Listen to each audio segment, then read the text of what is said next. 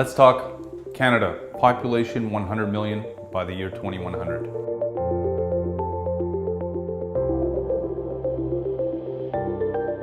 Many of you will know, and I wrote originally in the page of Global Brief back in 2010, in our second year. We're just celebrating our 10th anniversary now. An article that has been read quite a bit across the country and internationally called Canada Population 100 Million. And the idea was essentially a meditation that I proposed to our readership in Canada and around the world about the prospect of Canada becoming what is essentially the second largest country in the West demographically by the year 2100, population of 100 million. 100 million is a symbolic quantum. For all intents and purposes, we could be at 80 million, we could be at 110.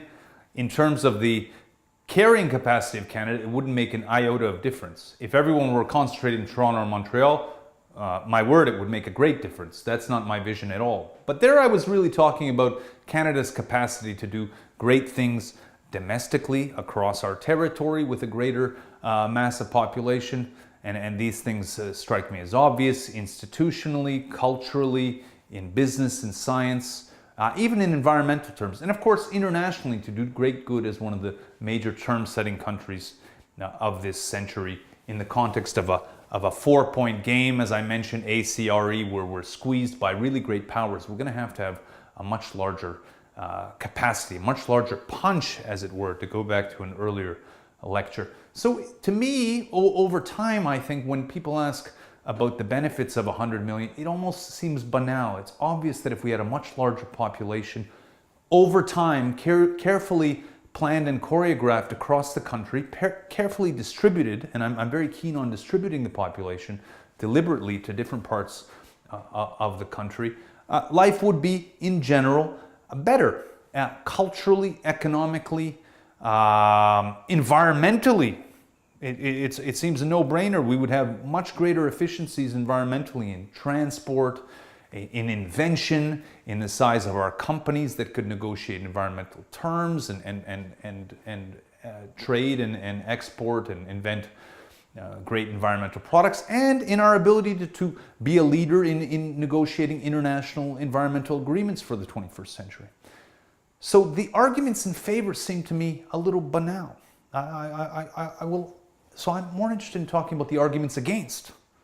What are the conditions that make 100 million a little bit more precarious? And these keep me up at night. And I'll be honest about them, and I'll try to paint them to you honestly. And maybe you have a better answer than I do. But these are really the sticky points to the 100 million proposition. First point.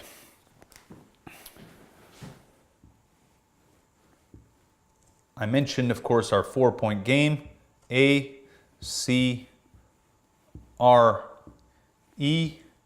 I know it's your favorite framework in the world. Let's talk a little bit about our population distribution. If you look at Canada, for all intents and purposes, we have 37 million people in Canada today, not 30 million as many people keep repeating, 37 million. 35 million of them live at the southern border. 35 million of the 37 along the American border. And by the way, they live there not because it's warm. I don't know if you've been to Ottawa lately, or even in Toronto, whence I hail. It's not particularly warm. We live along the southern border because the Americans were the original enemy. We populated it for defense purposes through forts and railways strewn across the east-west axis. And after that, the settlement took on an economic and cultural, indeed an intellectual flavor or logic, but originally defense purposes. That's why we're here, even if it's cold. 2 million is the number of people who live in the north of Canada. That is the subarctic or the north of most of the provinces.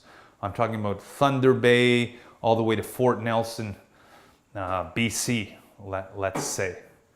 2 million. And how many people live here across the 3 territories? The answer is 115,000. Okay? 115,000 between Yukon, which is the size of France, Northwest Territories, which is the size of France, Germany, and Ukraine combined, and Nunavut, even bigger than both of them. This entire territory, which abuts the Arctic Ocean and the Russian border for all intents and purposes, is the size of the European Union. It has a Canadian population all told of 115,000. With the Arctic Ocean opening up, Arctic melting, and Russia right at our border, 115,000 to manage this, with about less than 5% of that 115,000 thinking actively about the north. Indeed, most of them are focused on the south, and few of them are focused horizontally across this huge geography. So how many people are actually managing this relationship up here? Very, very small quantum, 10, 15,000. What is the equivalent on the Russian side that meets us for this population distribution? Now there it gets interesting. So we got 115,000 people spread across Yukon, NWT, and Nunavut, abutting the Arctic Ocean, and for all intents and purposes, the R border of Canada, the Russia border. How many of the Russians got on their side to meet us in this new relationship? Well, here's the Russian distribution. This is north, okay? This is the Arctic Ocean. This is Canada right here, meeting the Russians. And let's divide in the same three quadrants. Okay? At the bottom, living in Moscow and St. Petersburg and all those interesting European warmer cities, they've got 100 million people. In the subarctic, in the Siberian belt, they've got about 40 million people. And in the Arctic, they've got the most people of all the major Arctic states, 2 million. So that's 2 million to our 115,000. And a far greater proportion of whom are thinking actively about the Arctic border and have been for a long, long time with real assets. So we have a problem. And the problem is the northern border.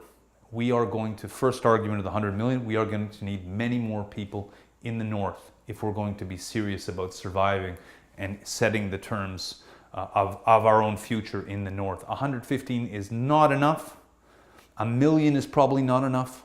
We're going to need several million over the course of the century in the north, and several million more in the next tier in the middle and in the bottom tier in order just to manage that northern border. Okay? First argument that complicates 100 million.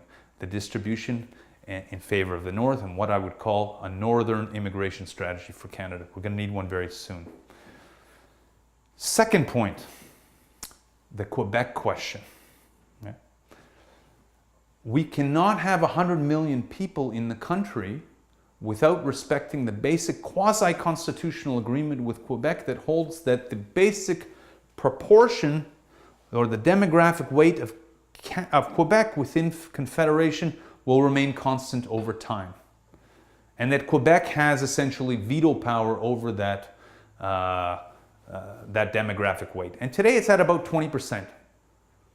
Ergo, if we reach 100 million by the end of the century, we're going to have about 20 million people living in Quebec in order to maintain that condition, to honor that condition. Now, can Quebec hold 20 million? Without a doubt. It's the biggest province in Canada. It's much bigger than almost every European country. 20 million is a drop in the bucket. The question is on the nature of that population, and especially the linguistic composition of that population, because otherwise the Québécois will almost rightly say, "Vous allez nous noyer," you will drown us, and that will create conditions for possibly secession and revolution in the country, because the original compact of protecting the French language minority and the quasi-constitutional agreement, specifically in the 1990 Canada-Quebec agreement on immigration, is that Quebec will hold constant its share of the population. So how are we going to grow the population of Canada, which must be grown for the reasons I articulated on the positive side of the ledger, and of course for obvious economic reasons. We have an aging population, a low reproduction rate, a low birth rate, and high labor demand across the spectrum, and particularly, mind you, in Quebec. How do you grow the population in the context of this basic compact, linguistic compact with Quebec? It's not obvious, but we'll say that 20 million people by the end of the century, in the context of a 100 million large population, will live in Quebec. Who will these people be? Well, I would say they would have to be majority French speaking. How do we get there? They may come from French language countries around the world. Parts of Europe, parts of North Africa, right? And other pools in former French colonies. That to me strikes me as the most obvious, but perhaps the most precarious variant for growing the population of Quebec, because it creates all sorts of majority-minority tensions within Quebec that you already see today in the context of some of their laïcité debates, which can only accelerate as the other population, as the local population, the older population sees it, grows. I'm not going to comment on that. That's not the point of this micro lecture. How do we do it in a more efficient way? Well, the more efficient way goes back to the national languages strategy that we talked about, which is to create a fully bilingual population across the country, French and English everywhere, so that we have much more internal mobility within Canada amongst Canadians. So Canadians from Ontario can easily go to Quebec, from Newfoundland no less, from British Columbia, even from Saskatchewan.